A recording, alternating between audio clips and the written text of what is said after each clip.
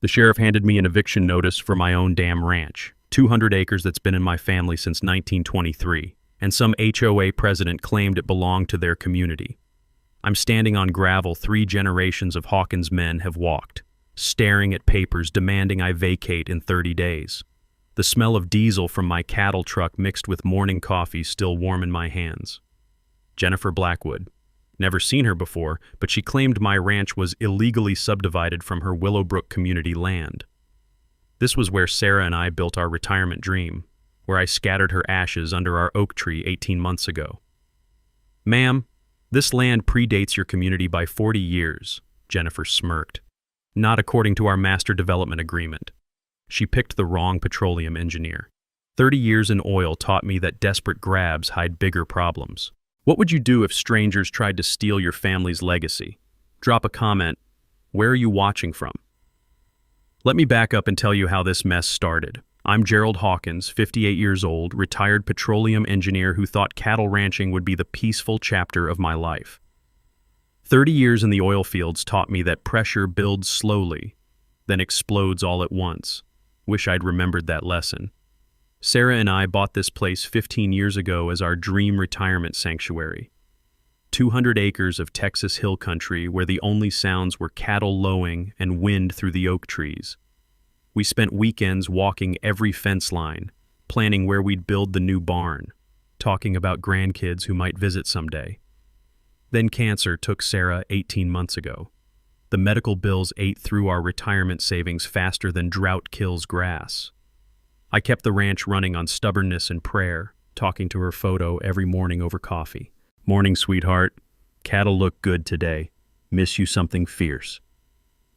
That's when Jennifer Blackwood entered my life like a tornado, wearing designer heels. First time I saw her, she was clicking across my wooden porch in shoes that probably cost more than my monthly feed bill. Perfect blonde hair, power suit, BMW X7 parked next to my beat-up Ford like a spaceship next to a covered wagon. Her perfume hit me before she did, something expensive and sharp that made my cattle uneasy 50 yards away. Mr. Hawkins, I'm Jennifer Blackwood, president of the Willowbrook Homeowners Association. She held out a manicured hand while waving official-looking papers with the other. We need to discuss your property situation. Jennifer had perfected the art of managing new residents, convincing them the community pool was still in the permitting phase and security patrols worked overnight shifts when most people were sleeping. I laughed. Couldn't help it. Ma'am, I don't belong to any HOA. This ranch predates whatever development you're running by decades. Her smile turned cold. That's where you're wrong. According to our master development agreement, your property was illegally subdivided from community land. Under the reversionary clause, it belongs to Willowbrook. Now, reversionary clauses are real legal mechanisms. They mean land automatically returns to the original owner under specific conditions. Translation: if Jennifer's paperwork was legitimate, I could lose everything without a dime of compensation. Lady, my grandfather homesteaded this land in 1923. The only thing reversing here is you, off my property. That's when Jennifer pulled out her phone and dialed 911. Yes, I need police at 1247 County Road 15. Property theft in progress. The suspect is refusing to vacate community land and making threats. 20 minutes later, my friend Deputy Martinez was apologetically serving me court papers. Jennifer stood beside his cruiser looking smug as a cat in a creamery. The lawsuit claimed my ranch violated something called a master development deed restriction. According to these papers, my land was carved out of the original Willowbrook development illegally, and the community had legal right to reclaim it. I touched the rough bark of the oak tree where Sarah and I carved our initials, where I scattered her ashes, where she'd whispered, "Promise me you'll fight for what's right, Gerald, even when it's hard."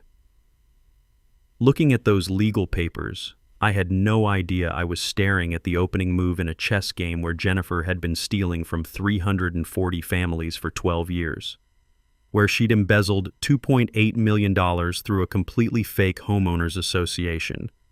All I knew was that some woman in expensive shoes wanted to take the last piece of Sarah I had left. Jennifer kept checking her phone while explaining how my cattle were damaging community aesthetics. I wondered if there was an app for measuring how offensive a cow looks. But here's what I learned about pressure systems in 30 years of engineering.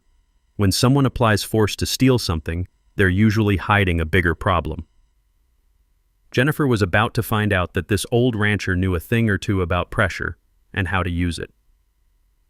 3 days after that first encounter, Jennifer filed an emergency injunction claiming my deed was fraudulent. She presented what looked like official master development plans to the county judge, showing my ranch as community property with neat little lines drawn around it. The local news picked up the story. Property dispute raises questions about land rights. Jennifer positioned herself as the reasonable community leader protecting residents from an unstable rancher. She even tipped off a TV crew to film her standing in front of my cattle gate, pointing at survey markers like she was teaching geography. Then the sheriff served me with a 30-day eviction notice for my own land. I sat at my kitchen table staring at that paper, Sarah's photo looking back at me. The silence felt heavier than usual.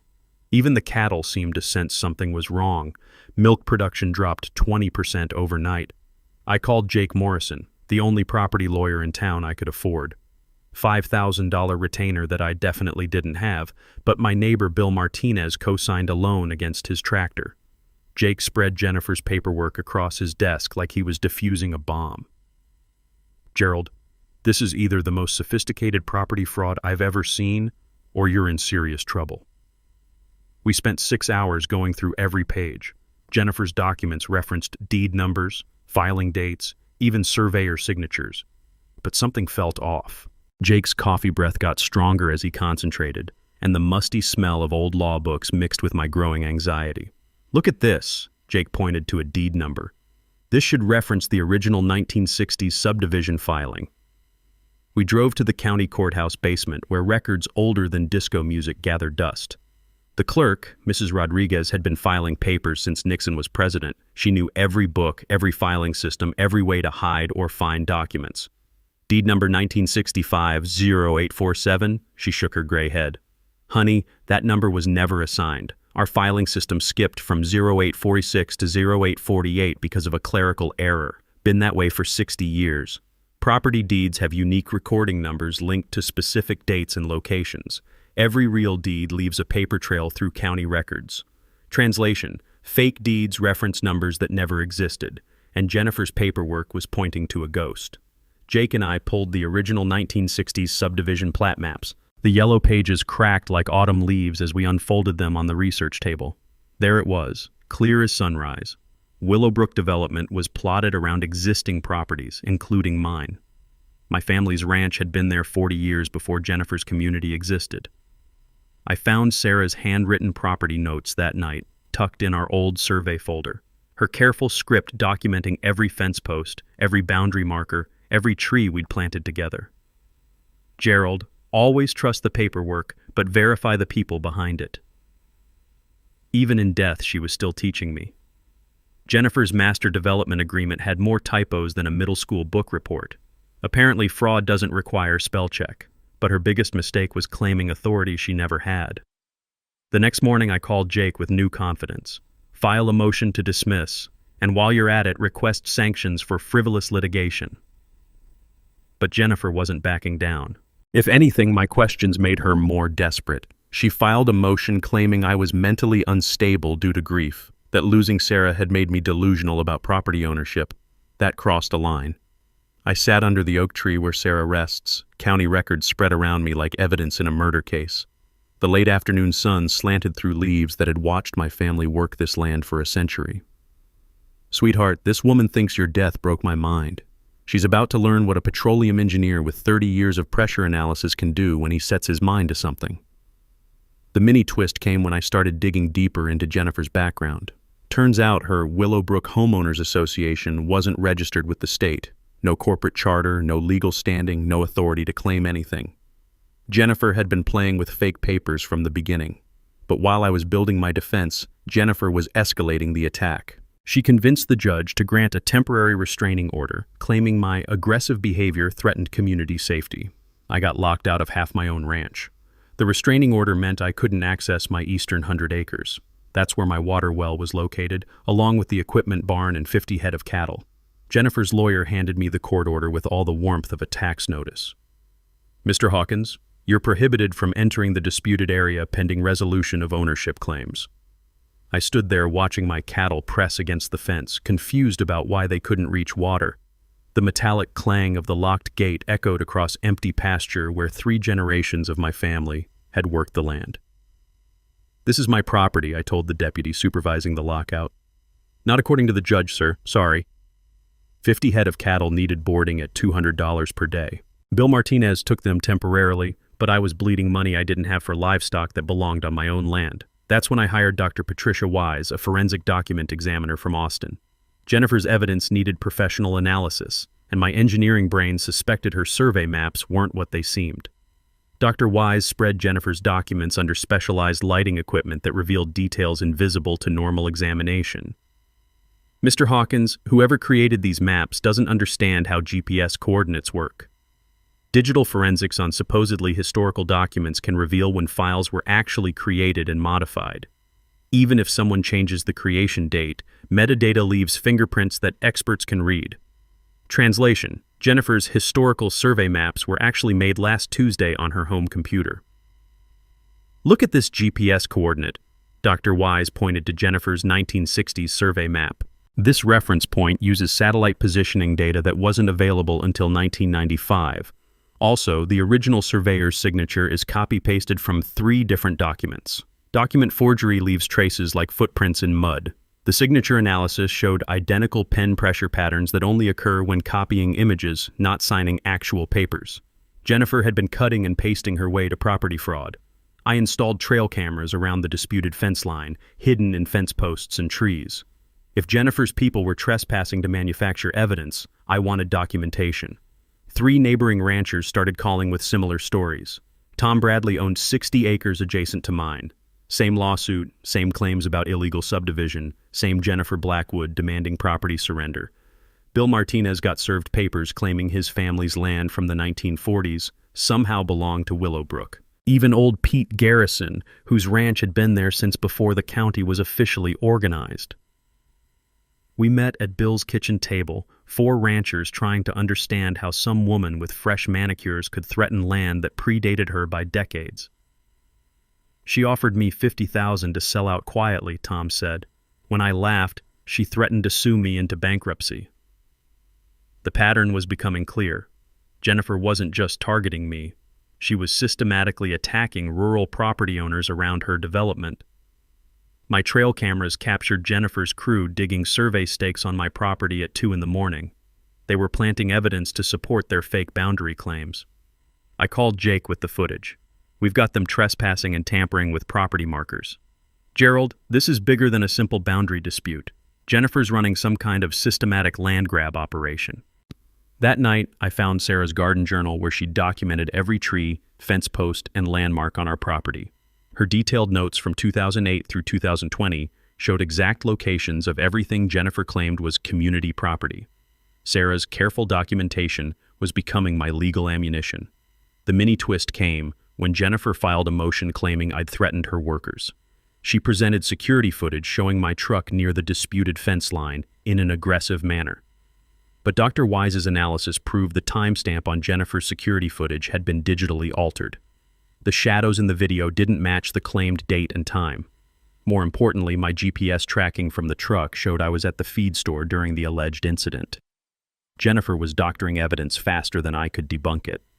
The restraining order got extended another 30 days. Judge Patterson was either convinced by Jennifer's evidence or intimidated by her expensive lawyers.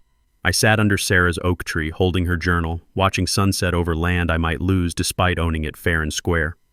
"Sweetheart, this woman's not just stealing our ranch. She's stealing from families all over the county. I think it's time to stop playing defense." But Jennifer's next move would reveal just how desperate she'd become, and how far she'd go to cover up what I was starting to suspect was a much larger crime. Jennifer's desperation led her to attack my family's history directly. She filed a court motion claiming my grandfather had stolen land from the original development company through fraudulent homestead claims. The paperwork alleged that generational property fraud invalidated my family's century of ownership. According to Jennifer's latest fiction, the Hawkins family had been squatting on community land since 1923. Judge Patterson froze my bank accounts pending investigation of generational fraud claims. I couldn't access $15,000 in checking or $40,000 in savings, money I needed for cattle feed, equipment repairs, and legal fees. The bank called in my equipment loan, threatening foreclosure on the tractor Sarah and I bought for retirement farming. The regional newspaper picked up Jennifer's story. Local rancher's family built fortune on stolen land.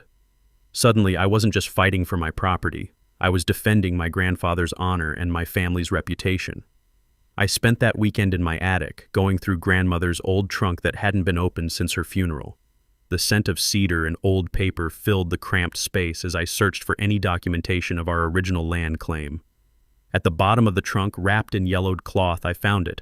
Grandfather's original homestead filing papers from 1923. Handwritten application to the government land office, complete with required fee payment and surveyor's report. But more importantly, I found grandmother's photograph collection. Pictures from the 1930s showing our ranch buildings in their exact current locations, 40 years before Jennifer's development existed. Chain of title documentation traces property ownership back to original government land grants. An unbroken ownership record for 100 years beats any developer's claims from 1960. Translation: when the government gave your family land directly, no private company can claim they owned it first. I drove to the county courthouse basement with grandmother's documents and Jake's increasing excitement. Mrs. Rodriguez helped us trace the property chain back to the original Texas land grant. Your grandfather filed this properly in 1923, she confirmed. Government land grant number 1923 TX4471. That land was never owned by any private development company. Jennifer's latest court filing claimed inheritance rights from Willowbrook Development Corporation, supposedly the original owner of my family's land, but the corporation records told a different story. Willowbrook Development Corporation existed for exactly 6 months in 1965, dissolved by the state for fraudulent business practices, never owned any land, never filed any development plans, never had legal standing to claim property. Jennifer was claiming inheritance rights from a company that had been shut down for fraud. Jake filed an emergency motion with this evidence, requesting immediate dismissal of all claims and sanctions against Jennifer for frivolous litigation. But Jennifer's response revealed just how dangerous cornered criminals become. She filed criminal charges against me, claiming I'd threatened her children at their elementary school, presented security footage showing my truck in the school parking lot during pickup time. Gerald Hawkins has escalated to stalking behavior, her statement read. My family fears for our safety due to his increasingly unstable actions. I was looking at potential felony stalking charges that could send me to prison. The sheriff arrived at dawn to arrest me. Deputy Martinez looked sick as he read the warrant. Gerald, I don't believe this, but I have to follow the law. Jake posted bail using the ranch as collateral. If I lost this case, Jennifer would get my property through criminal forfeiture instead of civil court. That's when I made the call that changed everything. My engineer buddy Tom Richards had mentioned his daughter worked for the FBI's Financial Crimes Unit in Dallas. I'd never imagined needing federal law enforcement, but Jennifer's systematic targeting of multiple families was starting to look like organized crime. Special Agent Maria Santos agreed to meet me at a truck stop outside town. Professional, sharp-eyed, with the kind of quiet confidence that comes from putting white-collar criminals in federal prison. Mr. Hawkins, what you're describing sounds like systematic fraud using fake legal claims. If she's targeting multiple property owners with fabricated evidence, that crosses into federal racketeering territory. I handed her copies of everything: forged documents, altered security footage, bank records showing Jennifer's unusual legal expenses, contact information for the other targeted ranchers. Give me 2 weeks to investigate Jennifer's background, Agent Santos said. Don't confront her directly. Let her think she's winning while we build the federal case. The mini-twist was discovering that Jennifer's elementary school footage was digitally altered, timestamp manipulation that FBI forensics could prove within hours. But more importantly, Agent Santos found something I'd missed. Jennifer's homeowners association was collecting monthly fees from 340 families for services that didn't exist. This wasn't just property fraud. This was a multi-million-dollar embezzlement operation disguised as community management. Agent Santos called me 3 days later with news that changed everything. Gerald, Jennifer Blackwood has been running a sophisticated financial fraud operation for 12 years. She's collected $2.8 million from families in what they think is a legitimate homeowners association.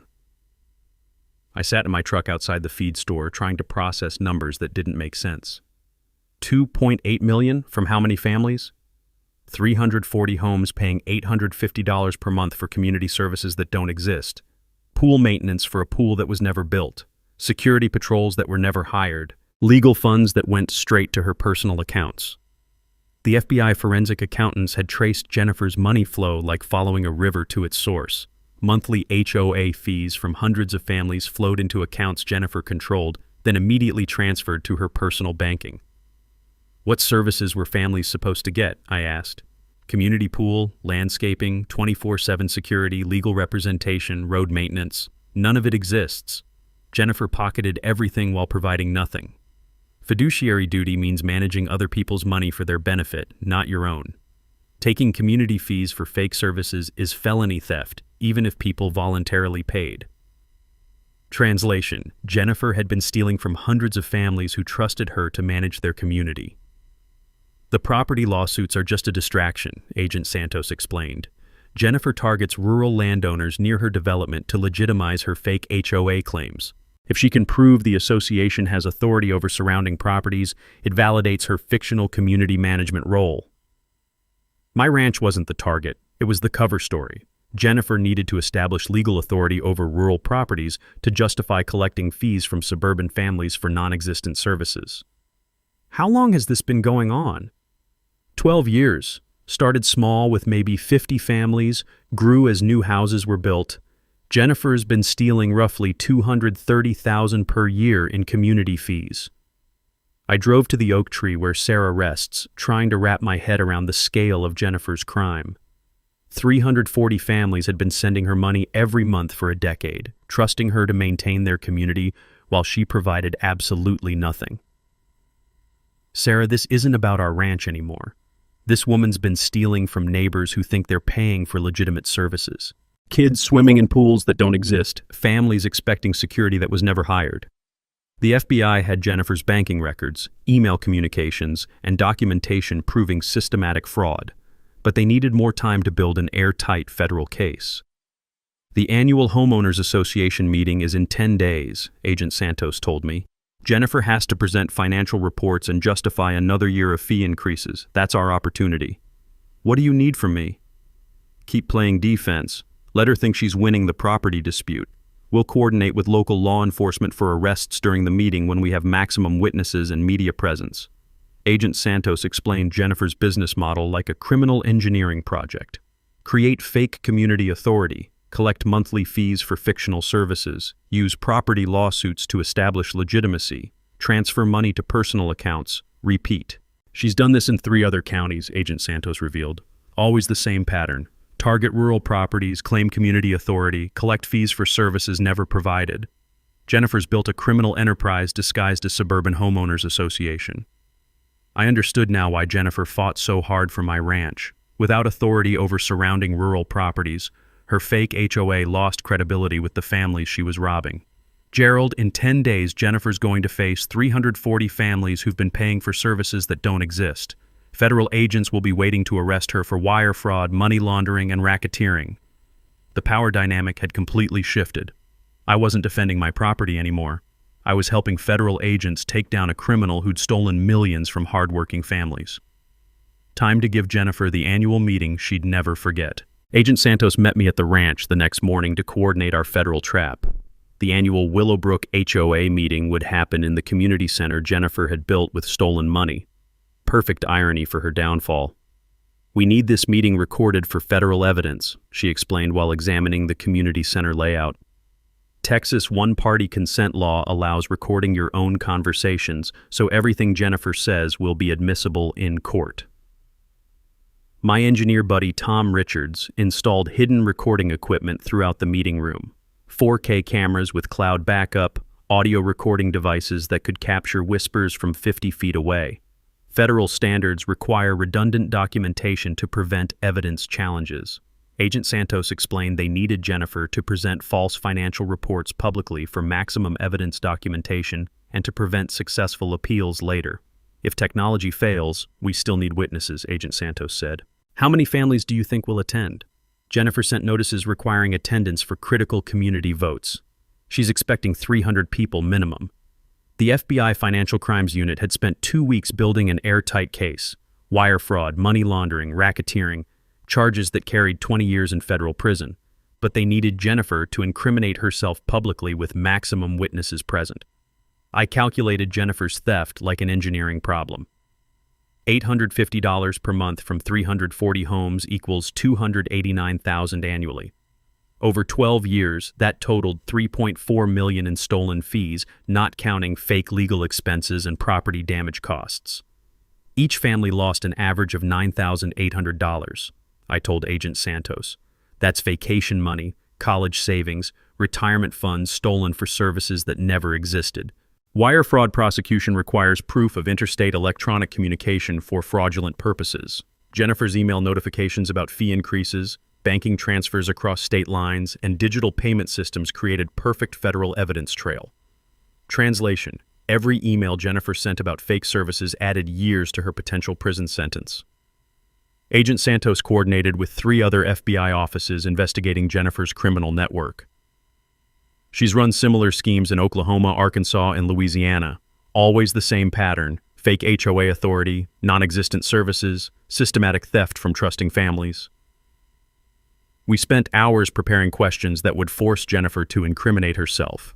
How many years had she managed the community? What services justified fee increases? Where were the promised amenities? How much money remained in community accounts? The key is making her defend the indefensible, Agent Santos explained. When 340 families simultaneously realize they've been robbed, Jennifer will either confess or dig herself deeper with more lies. I visited neighbors door to door that week, building community awareness without revealing the federal investigation. Bill Martinez helped coordinate with other rural property owners Jennifer had targeted. Gerald, if she's been stealing from suburban families, that explains why she needs our land, Tom Bradley realized. Rural property ownership legitimizes her fake community authority. Betty Lucy, a retired teacher, organized telephone trees to ensure maximum meeting attendance. Every family deserves to know where their money went, she said while making her 4th pot of coffee for neighbor coordination meetings. RICO prosecution targets criminal enterprises using patterns of illegal activity across multiple victims. Jennifer's systematic fraud against hundreds of families qualified for federal racketeering charges carrying 20 years prison. Translation: the more families Jennifer stole from, the longer she'd spend behind bars. We documented every fake service Jennifer had promised: community pool that was never built, security patrols that were never hired, landscaping maintenance residents did themselves, legal representation that only benefited Jennifer. The landscaping alone should have cost $60,000 annually, I calculated. Security services she charged for would cost $80,000. Pool maintenance for a non-existent pool, another $40,000 yearly. Agent Santos reviewed my documentation with FBI accountants. Jennifer's theft rate exceeded legitimate service costs by 90%. She was basically charging families for fantasy amenities while providing nothing. The media strategy involved investigative reporters from Dallas Morning News who'd been tracking HOA fraud statewide. Anonymous tip about major embezzlement arrest during community meeting, Agent Santos explained.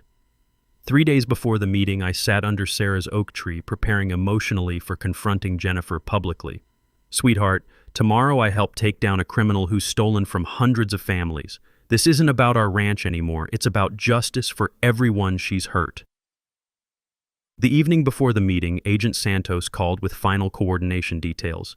Federal agents will be positioned outside the community center. When Jennifer presents her fraudulent financial reports, you'll ask questions that force her to confess publicly. We'll enter when she's completely incriminated herself. What if she tries to run? She won't. Jennifer's arrogance is her weakness. She genuinely believes she's smarter than everyone else. That pride will put her in federal prison.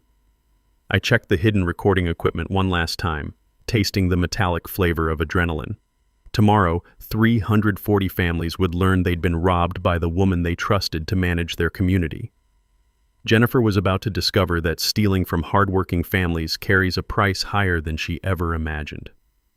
The week before the annual meeting, Jennifer's desperation reached criminal levels.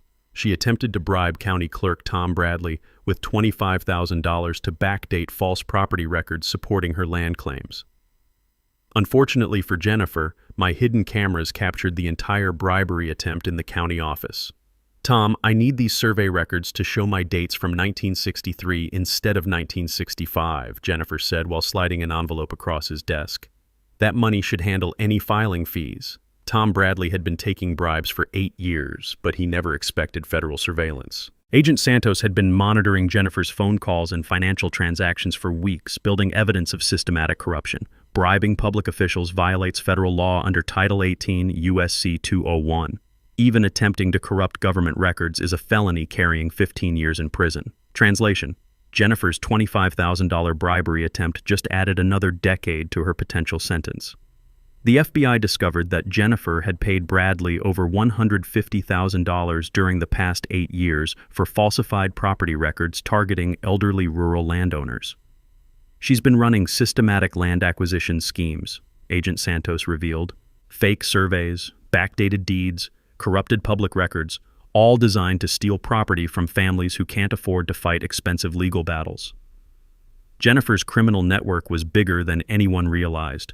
But her biggest mistake was trying to bribe my attorney, Jake Morrison. Jake called me Thursday morning, voice shaking with anger.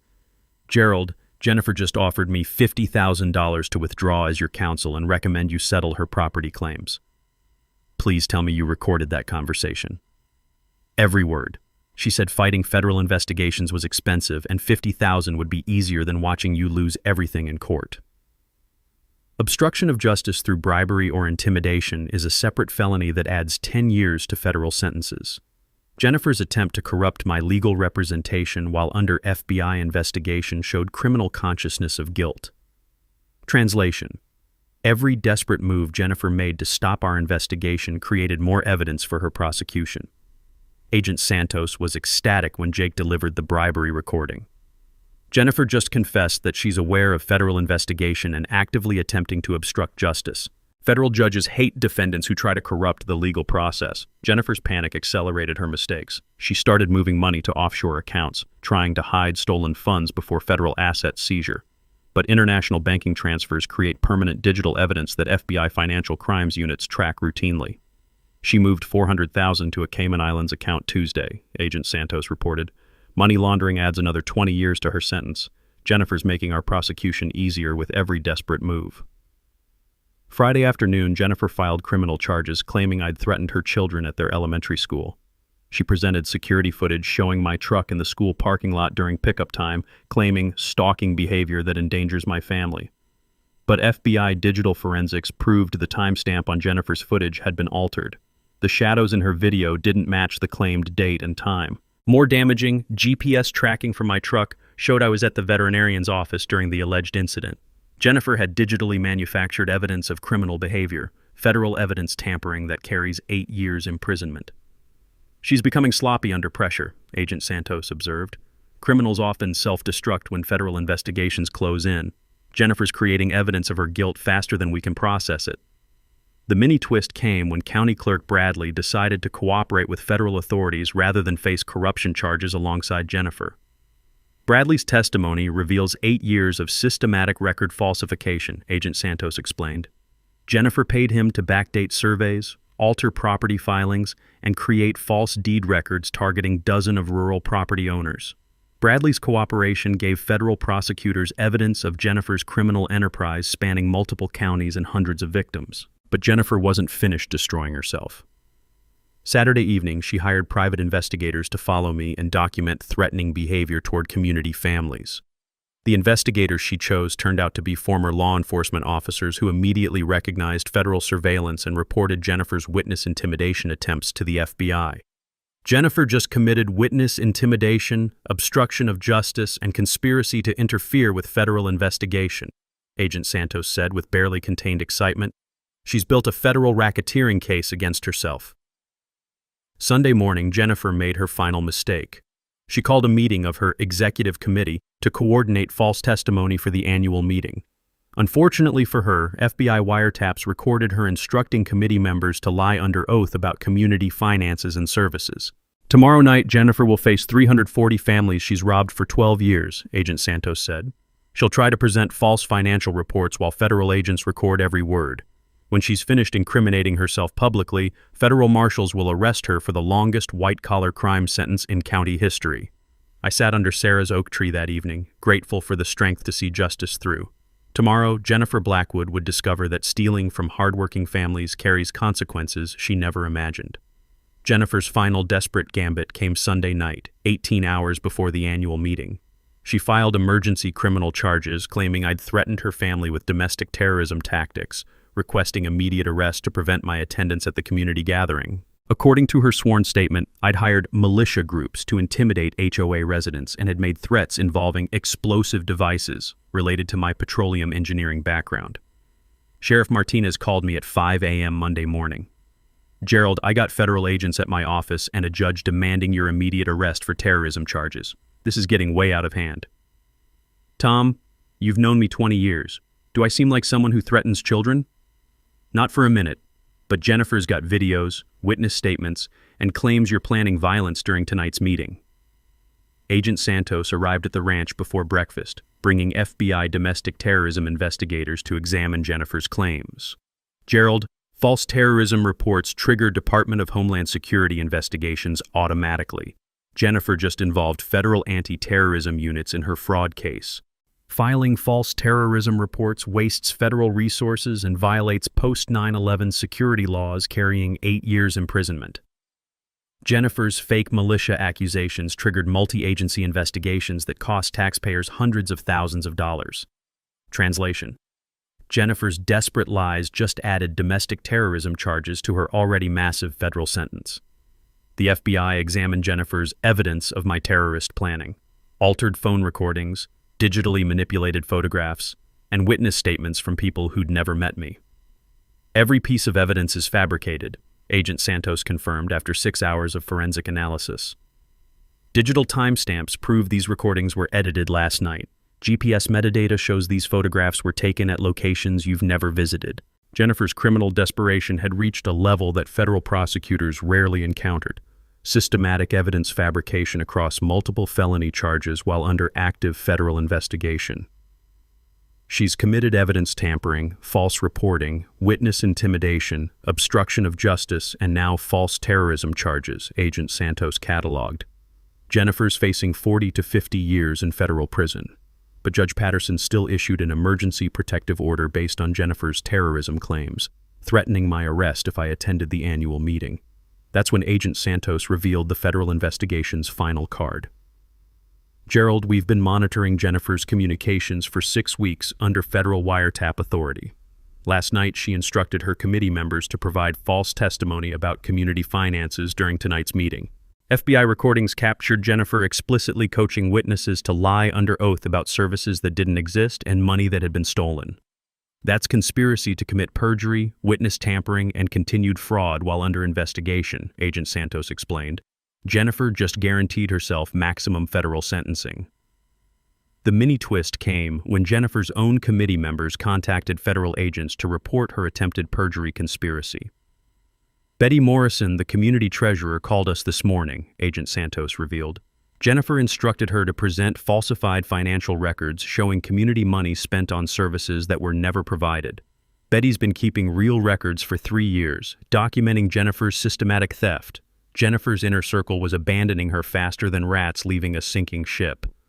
Monday afternoon, Jennifer made one final catastrophic error. She attempted to withdraw the remaining community funds, over $200,000, claiming legal expenses for defending against terrorist threats. But federal asset seizure orders had frozen all accounts connected to Jennifer's fraud investigation. "The bank called us when Jennifer tried to empty community accounts," Agent Santos said. "Attempting to steal evidence while under federal investigation is obstruction of justice carrying 10 additional years imprisonment." At 4 p.m., Judge Patterson dismissed Jennifer's terrorism charges after FBI evidence proved every accusation was fabricated. Ms. Blackwood, filing false criminal reports while under federal investigation demonstrates consciousness of guilt that undermines all your credibility. The protective order was lifted, clearing my attendance at the evening meeting. Agent Santos positioned federal agents around the community center like pieces on a chessboard. Jennifer doesn't know her committee members are cooperating with federal authorities. She'll expect support for her false testimony, but instead she'll face public contradiction from her own treasurer. 6 news crews were already setting up cameras outside the community center, attracted by anonymous tips about major federal arrests at local homeowners meeting. Jennifer's arrogance will be her final downfall, Agent Santos predicted. She genuinely believes she can lie her way out of federal charges in front of 340 families she's been robbing for 12 years. I sat in my truck outside the community center at 6:30, watching Jennifer arrive in her white BMW with the confidence of someone who thought she controlled the narrative. In 30 minutes, she'd face the families she'd stolen from for over a decade. Federal agents were waiting to arrest her for crimes that would send her to prison for the rest of her life. Sarah's voice whispered in the evening air, "Gerald, justice is coming. Make it count." Time to end Jennifer Blackwood's criminal career forever. The Willowbrook Community Center was packed beyond capacity. 340 families filled every chair, lined the walls, and spilled into the hallway. News crews positioned cameras at all exits, while federal agents took discreet positions throughout the crowd. Jennifer walked to the podium at 7 p.m. wearing her most expensive power suit, radiating the confidence of someone who believed she controlled everyone in the room. "Welcome to our annual Homeowners Association meeting," she began with practiced authority. "Tonight we'll review community finances, discuss necessary fee increases, and address security concerns raised by recent events." The room buzzed with nervous energy. Families whispered about property disputes, rising costs, and rumors of federal investigations. Jennifer smiled like a queen addressing her subjects. "Our first order of business involves removing Gerald Hawkins from community membership due to property violations and threatening behavior toward residents." I stood up from the back row. "Point of order, Jennifer. I'd like to address these accusations directly." Jennifer's smile turned predatory. "Gerald has no standing in this proceeding because his property doesn't belong to him. Under our community covenants, disputed properties have no voting rights." Perfect. She'd just claimed my ranch belonged to her HOA in front of 340 witnesses and 6 news cameras. "Jennifer, that's an interesting claim," I said, walking toward the front of the room. "Could you show these families where their $850 per month actually goes?" "Our community fees fund essential services that maintain property values," Jennifer replied smoothly. "Pool maintenance, security patrols, landscaping, legal representation." "What's the address of our community pool?" I asked. Confused silence filled the room. Families looked around as if noticing for the first time that no community pool existed anywhere in their development. "The pool is in planning stages," Jennifer recovered quickly. "Engineering studies and permit applications require advance funding." "For 12 years?" I pressed. "Where exactly are these security patrols you've been charging for?" More silence. Families were beginning to realize they'd never seen security guards anywhere in their neighborhood. Agent Santos had given me a remote control for the projection screen behind Jennifer's podium. I clicked it on, displaying the first slide of evidence. "Jennifer, here are bank records showing $850 per month from each family flowing directly into your personal accounts for the past 12 years. The screen showed digital bank statements with Jennifer's name on accounts receiving millions in community fees. Mathematical calculations displayed the theft in real time. 850 times 340 times 12 equals $3.4 million stolen. The room erupted. Families shouted questions, demanded explanations, and realized simultaneously that they'd been robbed by the woman they trusted to manage their community. "These documents are forgeries created by Gerald to frame me," Jennifer shouted over the growing chaos. "Actually, they're not." Betty Morrison, the community treasurer, stood up with her own documentation. "I've been keeping real financial records for 3 years. Jennifer instructed me this morning to present false reports hiding her theft." The crowd turned toward Betty with desperate attention. "Jennifer hasn't spent $1 on community services in 3 years. I've been tracking expenses. No pool maintenance because there's no pool. No security because she never hired anyone. No landscaping because residents maintain their own properties." Agent Santos entered through the main door, followed by 6 federal agents with badges clearly visible. Since my ranch predated the subdivision by 40 years, state law recognized me as an adjacent property owner with legal standing in community governance matters. "Jennifer Blackwood, Agent Santos announced in a voice that silenced the room completely. You're under arrest for wire fraud, racketeering, money laundering, and conspiracy. The metallic click of handcuffs echoed through the silent community center as 340 families watched their tormentor led away in disgrace. Ma'am, you have the right to remain silent. Anything you say can and will be used against you in a court of law. Jennifer's face transformed from confident authority to shocked disbelief as the federal charges were read aloud. Wire fraud, money laundering, racketeering, bribery, obstruction of justice, evidence tampering. Jennifer, my ranch was never yours because your HOA never legally existed, I said as agents led her past my position.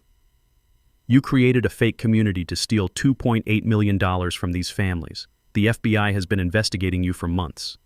6 news cameras captured every moment as Jennifer was escorted to federal vehicles outside. The evening broadcasts would lead with fake HOA president arrested for multi-million-dollar fraud. Federal agents immediately began documenting victim statements and financial losses. Asset seizure orders froze Jennifer's accounts, luxury cars, and properties to fund victim restitution. The families sat in stunned silence, processing 12 years of systematic theft by someone they'd trusted completely. Folks, I addressed the room as Agent Santos finished arrest procedures. Jennifer's criminal trial will recover most of your stolen money through federal asset forfeiture. In the meantime, we need to form a legitimate homeowners association with transparent financial oversight. 340 hands shot up to volunteer for community rebuilding. Justice served. Criminals arrested. Community healing begins tonight. After federal agents led Jennifer away in handcuffs, the community center fell into stunned silence for exactly 5 seconds before erupting in applause and desperate questions.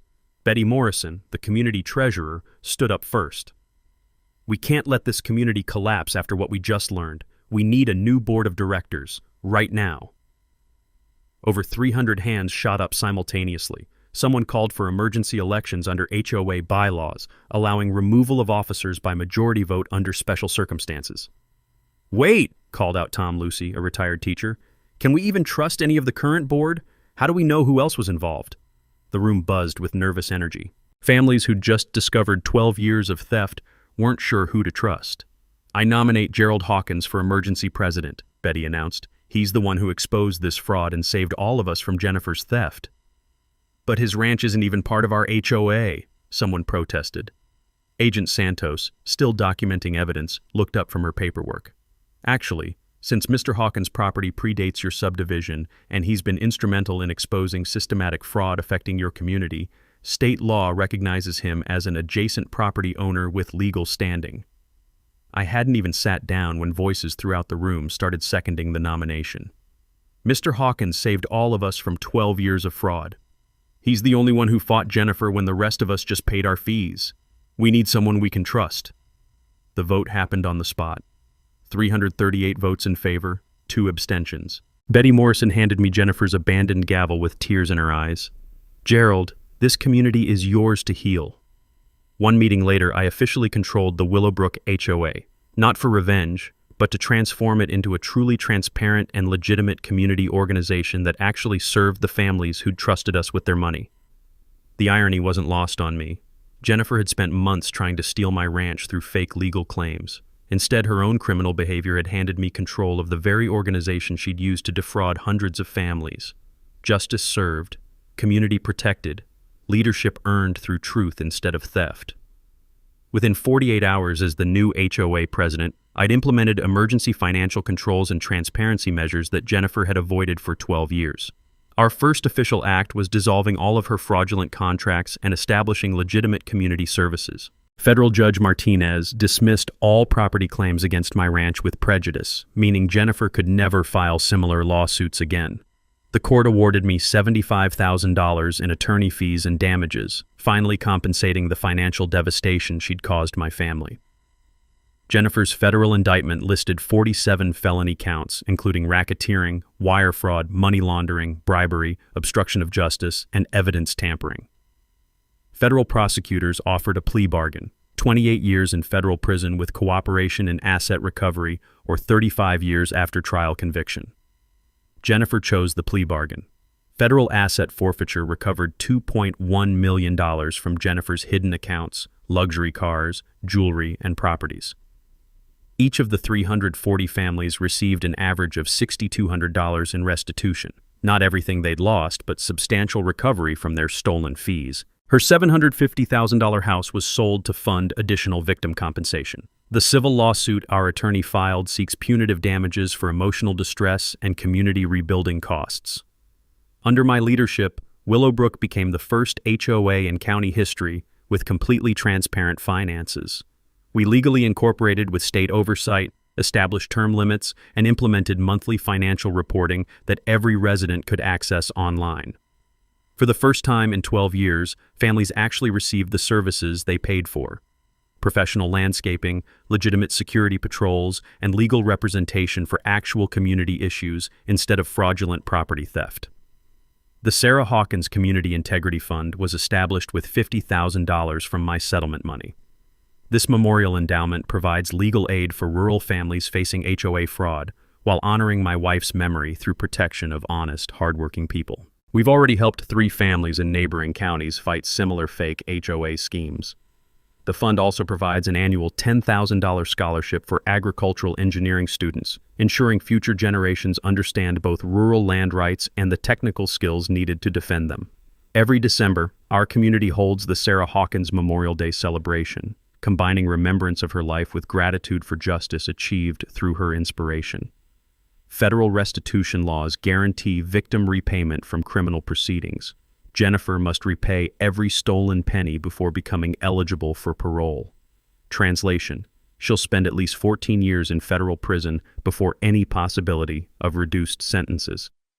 6 months after Jennifer's sentencing, Netflix purchased documentary rights to our story for a true crime series called Fake HOA, Real Justice. A major publisher offered me a $150,000 advance for a memoir about fighting systematic fraud. I've been invited to speak at rural property rights conferences across Texas, helping other landowners recognize and prevent HOA fraud schemes. The story influenced state legislation requiring HOA registration, financial auditing, and criminal background checks for community management positions. Agent Santos called last week with news that Jennifer's fraud network spanned 4 states. FBI task forces discovered 12 additional fake HOAs she'd operated in Texas and Oklahoma, stealing from over 800 families total. Congressional hearings on HOA regulation cited our case as evidence for federal oversight of community management organizations. My ranch has never been more productive. The settlement money funded new irrigation systems, equipment upgrades, and herd expansion from 50 to 120 cattle. For the first time since Sarah's illness, the operation shows consistent profit. More importantly, I found peace. The evening conversations with Sarah's memory have transformed from desperate grief to grateful remembrance. Our fight for justice honored her values while protecting hundreds of innocent families. Betty Morrison and I married last spring under the oak tree where Sarah rests. Sarah's garden journal provided the foundation for landscape design that celebrates both women who've blessed my life with wisdom and strength. Our new community thrives with honest leadership, transparent finances, and genuine services that justify member investments. Property values have increased 20% since Jennifer's removal. But the fight continues. Agent Santos contacted me about another fake HOA targeting veteran families in Oklahoma. Apparently, my expertise in recognizing fraudulent communities is needed again. Sarah's voice whispers through autumn leaves. Gerald, you turned our greatest trial into victory for hundreds of families. That's the legacy we wanted to build together. Thanks for hanging out with us on HOA Stories, where the HOA Karens meet their match. If this story had you cheering or cringing, go ahead and like the video. Drop a comment with your reaction and hit subscribe so you're ready for the next wild HOA tale.